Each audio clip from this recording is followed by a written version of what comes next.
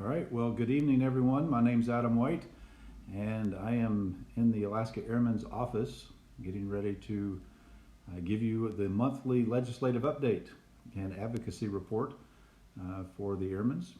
And so, see a couple of folks already joining in, and so just a little bit more of an introduction. Um, this is the third month, I believe, that we've done a legislative update and advocacy report.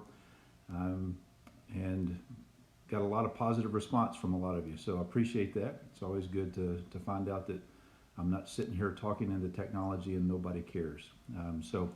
Appreciate the feedback, appreciate the questions that have come as a result of the update that I do. I will include a couple of links in the comment section here about some of the things I'm going to talk about tonight so that you can go back and follow up yourself. I had a person today say, yeah, I'm planning on watching it tonight, but what's the deal with you keep bouncing your head back and forth? Well, I am looking at two different devices because we are running Facebook and Instagram simultaneously. And so I'm trying to keep an eye on both screens to make sure that I don't miss a question that may pop up. So it's not that I'm nervous sitting here bouncing back and forth trying to see what's happening. I'm trying to keep an eye on the interactions that we're getting here. So appreciate you tuning in. If you are wanting to see these things live, we send out emails talking about this stuff, giving a brief description of the topics we're going to cover. And then we also archive them, of course, on our social media pages as well as on YouTube. And so always an opportunity to go back and look at that. So what I wanted to talk about this month, we are in the middle of the legislative session down in Juneau, and part of what I do is kind of keep an eye on what's happening down there and what may be of interest for us aviation-wise. There's three bills that I'm kind of keeping an eye on right now that are in the Senate. So far, we haven't engaged officially on anything with those bills. I've kind of reached out and got some more information about them from folks down in Juneau. But there's some things that you probably ought to be aware of that's happening with three bills.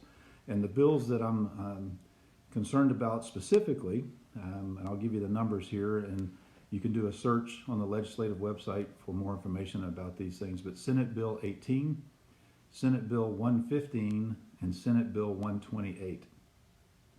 Now, what these are talking about, and I'm going to quickly pull up just a little bit to make sure I'm going to get the right bill tied to the right information. But Senate Bill 128 is talking about funding DOT. You know that the state has got kind of a funding crisis.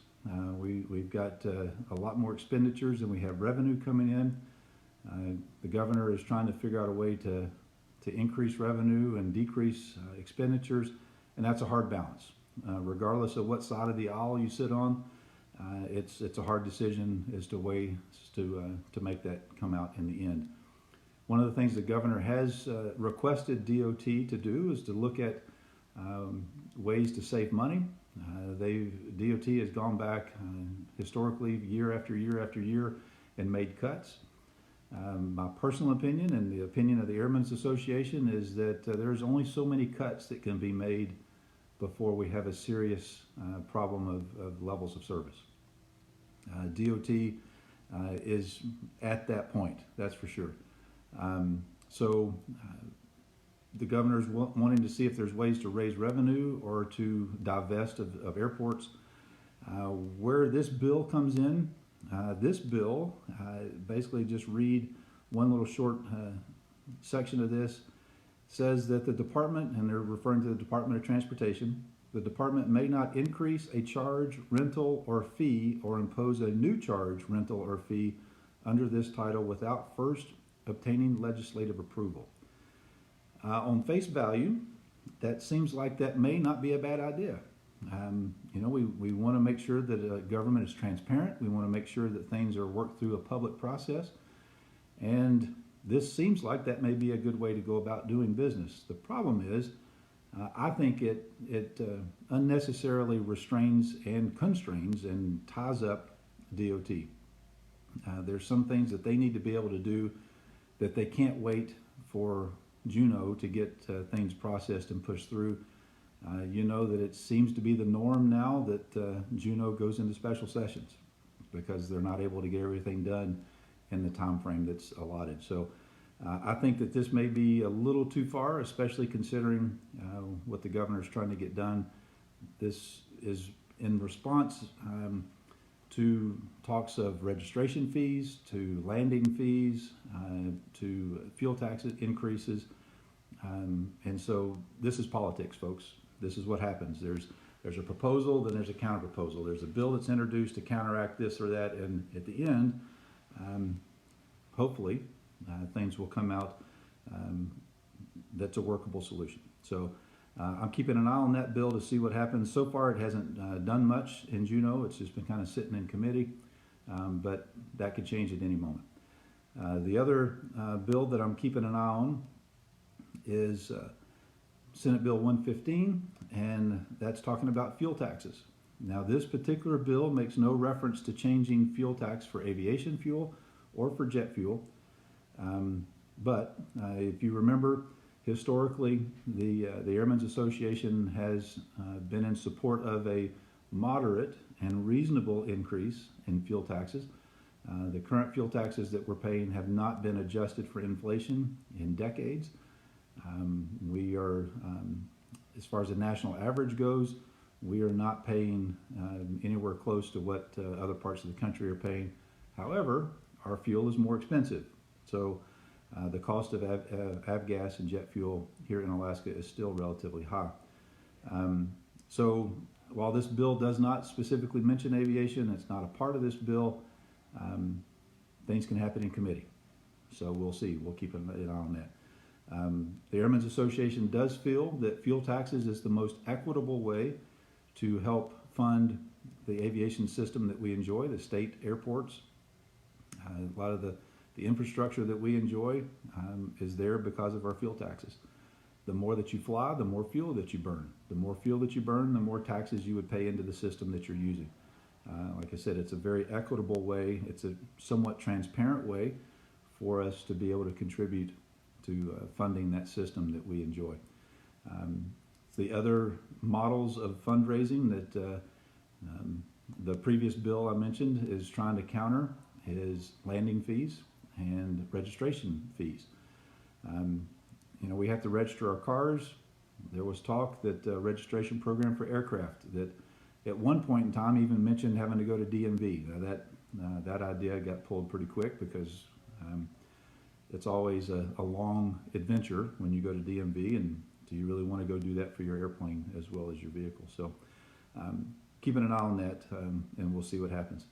Now, the other bill that I'm keeping an eye on is Senate Bill 18, and it deals with unmanned aerial systems, drones, and you know, that's a segment of aviation that is becoming more and more popular. More and more folks are getting involved in drones, whether they're quadcopters or fixed-wing drones, or you know, it's amazing what the capabilities of these things are. This bill talks about the use of unmanned aircraft systems when it comes to hunting, and so I'm watching this one to see how it plays out and what happens. You know, we do have regulations with the Fish and Game about same-day airborne. That if you use your aircraft to get out into the field to be able to hunt and fish, take game, that you cannot do that if you are flying the same day. So there's regulations in place to kind of protect the fair chase of pursuing game. This bill does not quite line up with the regulations that we have in place from Fish and Game when it comes to manned aircraft systems, airplanes. You know, we've already got regulations that prohibit helicopters from being used to transport hunters, game, camps, that sort of thing. But for fixed wing, it's same-day airborne. This bill, Senate Bill 18, is not sticking with same-day airborne. It expands it out to 48 hours. And that's a little concerning. First of all, that it's legislation instead of regulation. Fish and Game sets the regulations about the pursuit of game, but now we've got legislation talking about the use of drones for hunting. We've already got regulations that you can't use drones to hunt. What this regulation stipulates is basically you can't fly an unmanned aircraft system in the area in which you're hunting. You can't hunt game birds, game animals, or fur-bearing animals within 48 hours after flying a drone. And it goes beyond that and says that you cannot communicate with another person who has operated a drone within that same 48-hour period. Again, my assumption is they're going after preserving fair chase, but it's going to be pretty hard if you can't talk to someone who's flown a drone in the area that you're hunting in, if they've flown that drone in the previous 48 hours. The other section here refers to a person may not have a component of an unmanned aircraft system in their possession on the day in which they hunt in the field. That seems reasonable and logical, that if you have a component, that there's really no way to prove that you haven't operated an unmanned aerial system. But again, I kind of question whether or not we need legislation to do this when we have the ability to have regulations from Fish and Game that don't have to involve Juneau. Violation of that proposed bill would equal a Class A misdemeanor. So kind of interesting to see how that will play out. Again, it hasn't really gone anywhere in committees yet in Juneau, but I'm keeping an eye on that bill as well. So if you know of anything else that's happening in Juneau, it's always nice to have feedback and input from folks. Those are the three main things that I'm keeping an eye on down there. One other thing I wanted to briefly mention is that we've talked about the airspace here in the Anchorage Bowl. And as you know, I don't live here in Anchorage. I live up in the interior. And when I fly my personal aircraft down here, it's always interesting to come and go from here, because this is not airspace that is my home. So I do a very thorough job of pre-flighting when I come down here to make sure I understand where I'm going, what I need to be doing, and who I need to be talking to.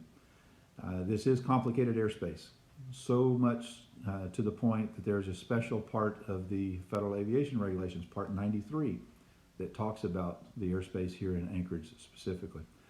The military is wanting to make better use of their runways over at JBER.